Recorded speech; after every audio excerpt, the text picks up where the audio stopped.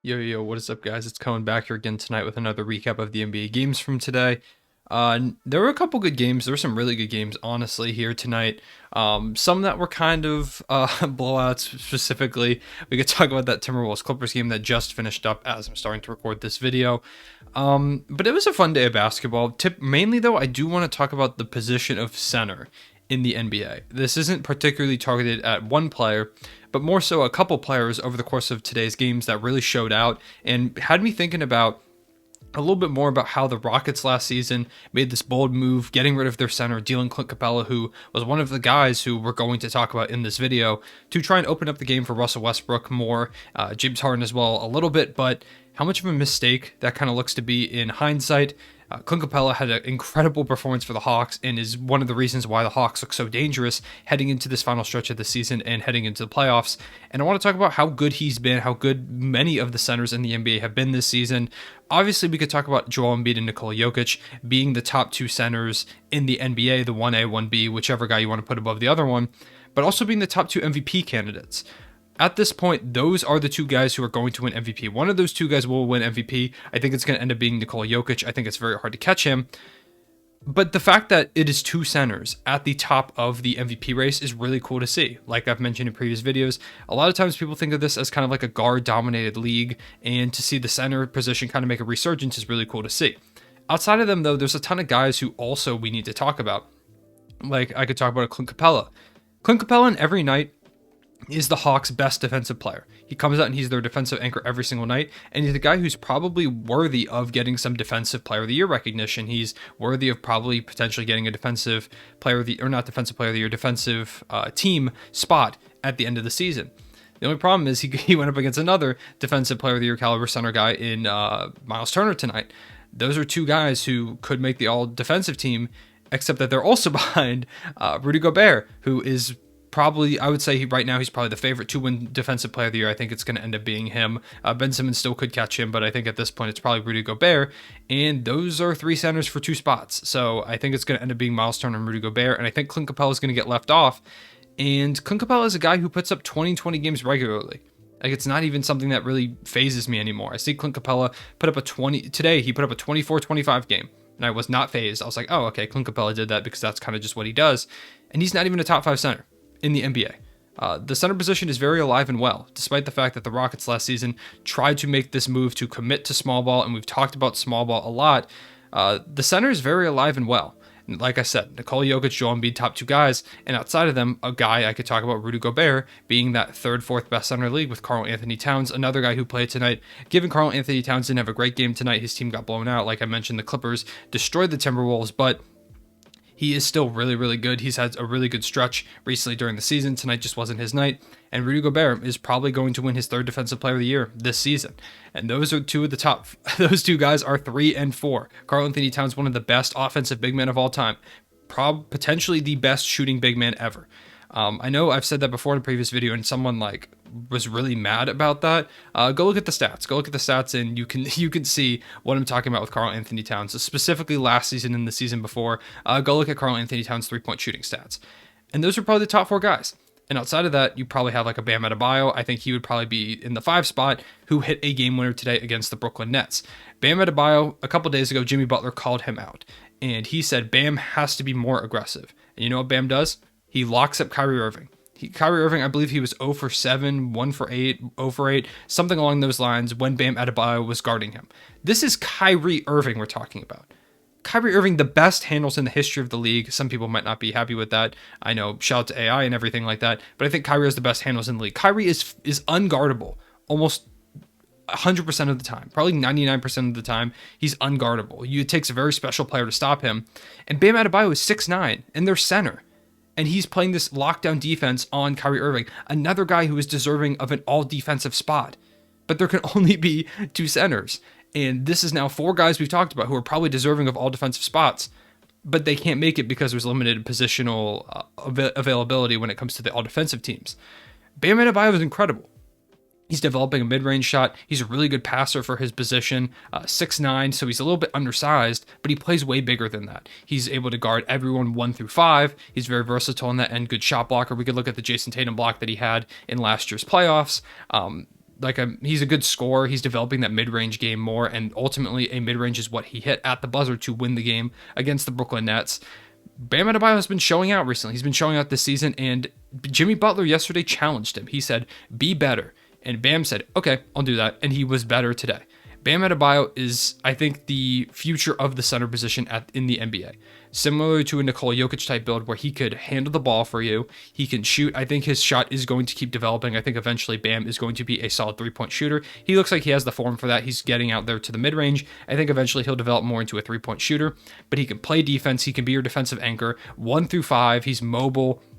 He can pass, he can rebound, he can block shots, he can do everything. These Swiss Army knife type centers, I think, are the future of the NBA. And I think Bam Adebayo is perfect for that position. I think Bam Adebayo is going to be the center that a lot of teams are looking for in the draft in the future. It's hard to find a Nikola Jokic or a Joel Embiid. Those are like one of a kind type players. But there is a mold in Bam Adebayo that people can try and look for now. You might not find players as talented as Bam Adebayo in orchestrating and realizing that full potential that they have. But if you could find a guy like Bam Adebayo, someone who blocks shots, can handle the ball for you, can hit shots here and there if he needs to outside towards like the mid-range area. He doesn't even necessarily have to hit the three-point shot, but he should be capable of doing it every now and again. Rebounding, shot blocking, all that stuff. That's perfect. That's exactly what you need in a modern NBA center, and Bam Adebayo is that. I've been meaning to give him a shout out in a video for a while, and I'm glad I'm able to do it now after he hit this game winner.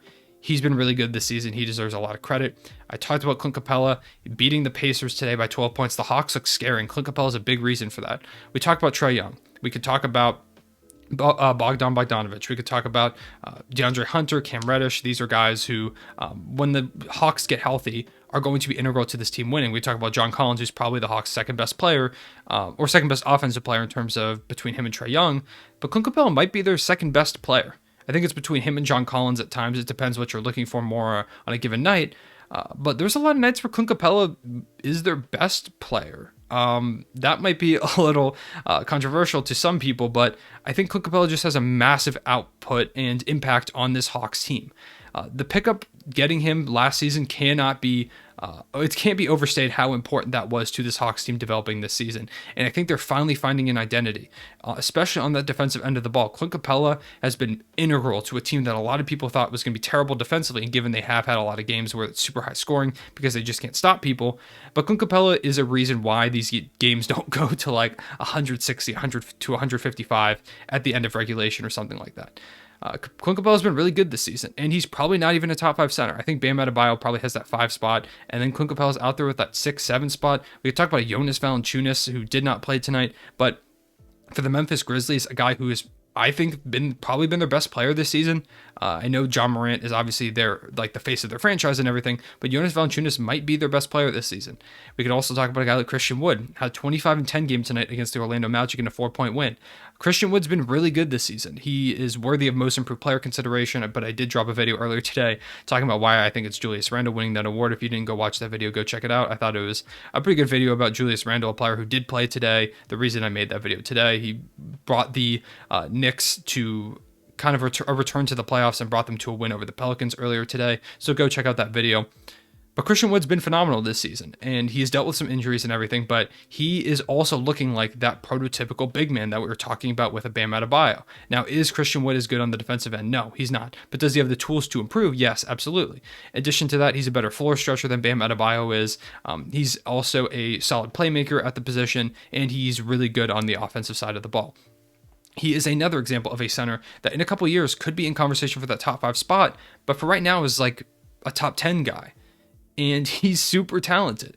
It just speaks to how much talent there is in the NBA right now, especially at the center position, a position that for a while people have been talking about it dying. But there's so many different types of players and so many versatile combinations of skill sets in the NBA in terms of centers right now. Another guy I'm going to give a shout out to, Chris Boucher of the Toronto Raptors. The Thunder played the Raptors today. We lost by 6 points. Lou Dort had another incredible performance. I won't harp too much on Lou Dort because he's been really, really good, but I just made a whole video talking about him. So if you didn't go see that video, go check it out. Pretty much the same stuff that I talked about in this video showed in today's video or today's game. But Chris Boucher had 30 points tonight, and he torched us from the three-point line. He blocked shots. He grabbed rebounds. He is another guy who is kind of undersized for the center position, but makes it work because he plays bigger than he is. And just like Bam Adebayo, I think guys like Chris Boucher that kind of just do it all. They can spit, they can stretch the floor, they can be your defensive anchor, they can block shots, grab rebounds. He does everything for this team. And for a Raptors team that was missing Kyle Lowry, Fred VanVleet, OG Anunoby, Pascal Siakam, he was their best player tonight, and he had to be for them to win this game, and he stepped up. Gary Trent Jr. had a really good game, but it was Chris Boucher who was the reason why the Raptors won this game. As a Thunder fan, trying to get a good pick, shout out to Chris Boucher for giving us that better lottery odd opportunity, but Chris Boucher was dominant tonight. He was the guy before the season that I was really high on. I made that video, I think it was the second ever video on this channel, talking about how, or giving a list of 5 guys who I thought would be most improved player type guys, or guys who were going to have breakout seasons. And Chris Boucher was in that conversation. I mentioned Chris Boucher, and I said, watch out for him, because for a Raptors team that lost a lot of front court depth, they lost a Marc Gasol, they lost a Serge Ibaka, Chris Boucher needed to step up and be productive for this Raptors team to remain relevant, and he has. Now, the Raptors have kind of entered more of a tank mode since the trade deadline, but up until then, they remained relevant in part because of how good Chris Boucher has been. He's been a most improved player candidate. I think he isn't going to end up winning the award. I think he's probably out there on the fringe of like that 4th, 5th place finish spot, just because he doesn't quite have the recognition of some of the other guys, but that shouldn't excuse how good Chris Boucher has been. So that's kind of my little spiel about centers in the NBA. I just love to see a position that a lot of people thought was dead not be dead at all. There's another guy you could talk about in Kristaps Porzingis who really struggled tonight. Kristaps was not good tonight, and he's been super inconsistent. But he's a guy that if he is consistent, he can be a super impactful player. The problem is he isn't, and that led to a 14-point loss to the Sacramento Kings today, who are being led right now by De'Aaron Fox. They've been really bad recently. I feel so bad for De'Aaron Fox, who's been playing some incredible basketball. The Kings just have to find their they have to find their stride. That's the word I'm looking for if they want to make the play-in tournament. Their goal with this season is to make the playoffs. They did not deal off pieces at the deadline. So it's either make the playoffs or it's bust on this season. Given they could jump into the top 5 and get a top 5 pick, and it wouldn't end up being a bust. But I think the Kings want to make the playoffs. I think they're done with this whole grabbing draft picks thing. Even if it's not best for them long term to make the playoffs, I think that's the goal here this season, and they're going to try and make that push. They played the Thunder 3 times in like the last 5-6 games of the season, so that'll help boost them up a little bit probably, unless they keep losing the way that they have. But for the Mavericks, it's just really up to that consistency, and it shows how much this Mavericks team really needs to find that good center. If it is Kristaps, then Kristaps has to be better. If it's not Kristaps, then they've got to move on from Kristaps Porzingis. He has to be better for this Mavericks team. Luka is doing all he can. He's reestablished himself as an MVP candidate. His team just is not good enough for him to win that award. He's doing all he can for this Mavericks team. He needs help from his secondary star. Kristaps isn't giving him that help, and the Mavericks are, whenever Kristaps doesn't play well, it's tough for this Mavericks team to win because they orchestrated this team around Luka Doncic and Kristaps Porzingis. Those are their 2 guys. If Kristaps is off, this team's going to struggle a little bit. So he's got to step it up in this last stretch of the season. I think I've talked about pretty much every game now except for the Knicks-Pelicans game and the Trailblazers-Hornets game, which I'll talk about in a second. I don't want to talk about Pelicans-Knicks too much just because I talked about that a lot in the Julius Randle video that I dropped earlier, so go look at that if you want to see more about that game. Trailblazers-Hornets. This was the Terry Rozier game. Terry Rozier was really, really good, and he has been phenomenal for the Hornets this season, a team that, even without LaMelo Ball, is keeping pace in the Eastern Conference, trying to make that playoff spot. I think it's going to ultimately come down to if LaMelo Ball returns or not and how he looks when he does ultimately make that return. I'm hoping he does end up making a return and he ends up playing well because I think this Hornets team is really fun. I really love watching them play. Shout out to their commentary crew. How do you hate this commentary crew? How do you not like watching the Hornets commentators commentate the game? The amount of passion they put into the game every time they commentate it is awesome. Miles Bridges is super fun. He's hitting his stride big time now. Terry Rozier, really good. Gordon Hayward, when he plays, he's had some injury issues this season, but when he plays, he's played like an all-star caliber player. PJ Washington, Malik Monk has had a resurgence in his career. LaMelo Ball, we all know about LaMelo Ball. We don't need to talk about him at all. The Hornets are super fun, and I really want to see them in the playoffs. It's a matter of time to see if they do make it or not. I think they're going to be a play-in tournament team, and this play-in tournament is going to decide a lot about the direction that these teams head, whether or not they make the playoffs or they have an opportunity to potentially jump up in the lottery with the new revised lottery odds. It's just going to come down to that. In terms of the Trailblazers, they got to fire Terry Stotts at the end of the season. I don't know what the direction is for this team. I don't know where they go in the future because they feel stagnant. This is something I mentioned in my video about them around a week and a half ago. It just feels like they're done. Like, it feels like this core has gotten the most out of it. And a guy on this team, going back, if we want to talk about the center thing more, Yusuf Nurkic is a guy who, during the bubble, kind of looked like a top 5 center at times. The problem is he has dealt with some injuries, and since coming back from injury this season, he has not quite looked like the same player. Tonight he had 12, 6, and 2 against the Charlotte Hornets, and they needed more out of him. He just did not quite have enough. Obviously, the Blazers did not have Damian Lillard, but similarly to the way we talked about Bam Adebayo earlier in this game, when you are one of your team's top 2, top 3 players, if that top guy is out, you have to step up. And Bam Adebayo in that case stepped up, and he won the game for his team. A guy like Yusuf Nurkic needs to step up a little bit more, and he needs to continue getting off that minutes limit if the Blazers are to win some more games. I don't know where the Blazers are at right now. It's a tough season for them, dealing with a bunch of injuries. CJ McCollum missed some time, obviously, to start the season, and Yusuf Nurkic missing a good bit of time and not quite looking like the player he once looked like, at least in the bubble last season. I don't know. We're going to see where the Blazers go with things. But that's all the games from tonight. Let me know what you thought of the games. Also, shout out to Domantas Sabonis and Malcolm Brogdon. Had good games, but the Pacers are struggling big time. I might make a video about them coming up soon. Let me know if you want to see that. But for right now, let me know what you thought about the games today. Let me know what video topics you want to see. I think I'm going to have a hot takes video coming out tomorrow, so be on the lookout for that. I will see you guys later. Real one, say it back.